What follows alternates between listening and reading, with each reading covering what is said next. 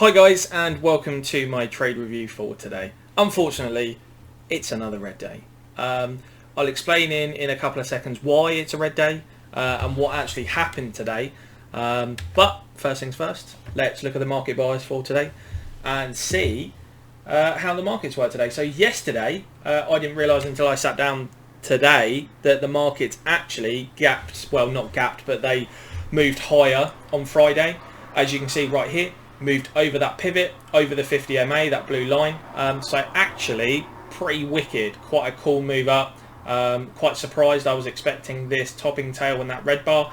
I was expecting a continuation lower down to that support, but we didn't get that. We actually broke higher, and obviously today's an inside day, but bullish, because obviously we had that nice move on Friday. And same with the Qs. Obviously the Qs did move down a little bit more, but they had that big rally on Friday and an inside day today. So SPY, because it got over that pivot right here and that 50 MA, it's looking more bullish than the Qs, but both of them are looking good to go higher. So that's what we went into today. Now let's head over to the watch list. 3 on the long, 3 on the short. Now what happened today, which I'm a little bit frustrated about, but sometimes it just happens. There's nothing you can do about it. The clocks went back on Sunday. Did they go back? Yeah, they went back. They went back on Sunday. So basically, I was aware they were going back on Sunday. Not a problem at all.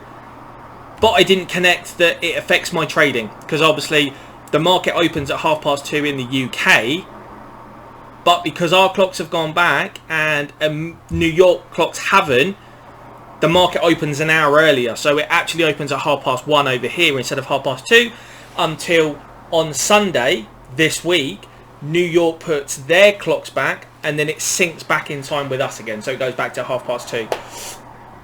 So went to the gym this morning, everything was all good, got home, had some breakfast, had my protein shake, got ready for the gym. I was sitting on my computer at 1:20 thinking, okay, I've got 10 minutes to spare before I need to sit and start doing my watch list. 1:30. The market is open from my platform. I'm thinking, what? Why? Why is the market open an hour early? And then right as I said it, I remembered that the clocks had gone back and obviously the market was open an hour earlier. At that point, I'm just like, oh, really frustrated. So I very, very quickly got my watch list. 3 on the long, 3 on the short. That's kind of as best as I could have got in the moment. And here we go. So the stock that I didn't see in time to take it was Dash. Look at the daily. It was gapping under that green bar on Friday. Really, really nice. Had room lower down to that pivot support to the left on the daily. The weekly was fine. No 50 or 200 MA in the way. It was showing relative weakness to the SPY. So as you can see, as the SPY was climbing, Dash was going lower. Really, really nice. Under that 44 level was just absolutely beautiful. Entry at 44, stop at 44.77. Our target would have been 42.50, I believe, and it went down to 42.27. So we would have hit 2R on that. We would have made $100. Nothing I can do about it. Nothing I can do about it. If I had seen it, I would have taken it, but just didn't see it in time. So I have to accept that the day wasn't leading up to me taking Dash and making money, so I just have to accept that that is what it is. Had Meta, BA. Meta was showing weakness under that daily. BA again was watching it under yesterday's low because it was looking weak, but now it started to rally. Roku again over that pivot. Amazon showing a bit of strength over yesterday's high. Again, sorry, not yesterday, Friday's high, and then obviously it's showing weakness at the moment. The stock I traded today was WYNN. WYNN Resorts. Basically, the daily over this pivot to the left, over the 50 MA, room higher. This little gap kind of here, it's got room to move. Really, really nice. Absolutely loved it. 2 minute, really, really nice. 2 minute bear sandwich. So 2 green bars with a red bar in between. That's a bullish sign. Relative strength as the Qs were doing that. WYNN was doing that. I saw the 5 minute 3 bar play. I took the 5 minute 3 bar play. Our 1R target was 64.28, I believe, and it went up to 64.18, so it was 10 cents away. Put in this topping tail, I'm thinking, oh, Here we go. Here we go. Going for a ride, and then it came all the way back down. My stop was 63.03, went down to 62.81, so stopped us out. Then rallied, and it's now going higher, and it's about 18 cents away from my 2R target. So the mistake I made on WYNN, which I'm frustrated about, but it's something that I need to start working on myself, because it's something I've not necessarily paid a lot of attention to, and I think in hindsight it's probably because I've gotten away with it, where obviously now for whatever reason I'm getting caught on them quite a lot, and I'm just needing to fix it. So the problem is the 3 minute 5 bar play, the 5 minute 3 bar play is right here. Perfect trade pattern, that's what we look for. But let's go to the 1 minute and let's just have a look here. Not too bad, but you could consider this little area here quite extended, because even though it had this red bar, it made that move up. Little pullback, move higher. The 2 minute is where it clearly shows you that WYNN is overextended. So as it started here, after this little shakeout, up, down, it started to break out, top and tail over the high of day. So that's not what you want, but that's okay. It had this little consolidation and then the break over high of day. We entered right here on this green bar on the 5 minute 3 bar play. So as it triggered here, this is where it filled us kind of up here. Looking back on the trade, that is an extended move. You don't want to be getting into stocks when they're extended, because what's going to happen, which is what actually happened, surprise surprise, is WYNN needed a pullback. So even though it went up to 64.18, it needed to rest because it had already done this. You can't do this and then do that again.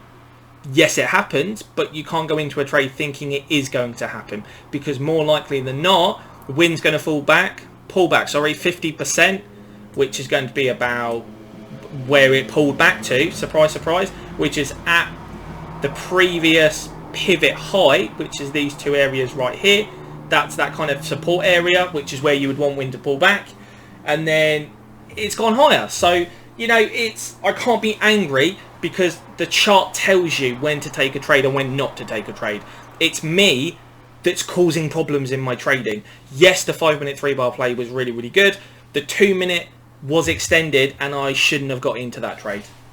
So I need to work on that. I need to go away. I need to just go back and just re-educate myself that you have to be seeing that on the 2 minute to then tell yourself not to take the 5 minute. Because the problem is, you can sometimes get into this tunnel vision when you're trading, and you can go, oh, it's a 5 minute 3 bar play. Yep, okay, I'll take that. But you don't see the 2 minutes. You don't see the 2 minute extended move. That stops you. The same as when you look on the day. I mean, WYNN's coming back down, so it's choppy. It's at its average trading range, so that was the concern getting to 2R, but 1R shouldn't have been a problem, which is why it did get to 1R. But you look on the daily, if it's into a pivot support and you're getting into a 5 minute 3 bar play, that's my problem. That's my cat, sorry. She's saying hello. So basically, let's give her a sec. Yeah, okay. So basically, as you can see on the daily, you don't want to be getting into a 5 minute 3 bar play if there's pivot support to the left or resistance. You do that, the likelihood is it's going to stop you out, and that's not what you want. So it's tough when it happens to you, but it's something you have to be very, very mindful of. So there we go, she's still going. That's all I got for you today. So not a bad trade, but at the same time, it's not acceptable taking that extended move into a 5 minute 3 bar play. So unfortunately, I'm ending the week and ending the month down 4R, which is kind of, you know, what I was expecting to be down. I would have liked to have had a green trade today, pulled back that red month just a little bit, so it wasn't too bad. But 4R is not bad at all. 4R is a couple of $100, couple of good trades, that's that money back. But it's the psychological effect it has on you. It gets you down, it gets you a bit depressed, it gets you a bit frustrated and upset, and it just starts to build up inside of you. and then that's when that 1 month of bad trading can turn into a year of bad trading, and all of a sudden you've not got a career. Do you know what I mean? So you really have to just make sure that it doesn't affect you. I'm a bit frustrated today, but it's the day it is. I need to go away and just refocus and get ready for the month of November, because I can't let this month go into next month. That's a big no-no. So we can't be having that. So yeah, I'll see you guys tomorrow. Obviously it's the end of October now, so now we're moving into the month of November, and obviously focus, consistency, definitely wanting to take good trades next month, and just refocus. So that is the plan. So with that, I'm down $46.61 today. Obviously you can see on the thumbnail, but yeah, that's how much I'm down. I got an anticipation entry, which means I didn't lose so much on the exit, which is brilliant. So that's what we do like. So yeah, so with that guys, I will see you guys later, and I will look forward to seeing you guys tomorrow. Alright guys, take care, bye.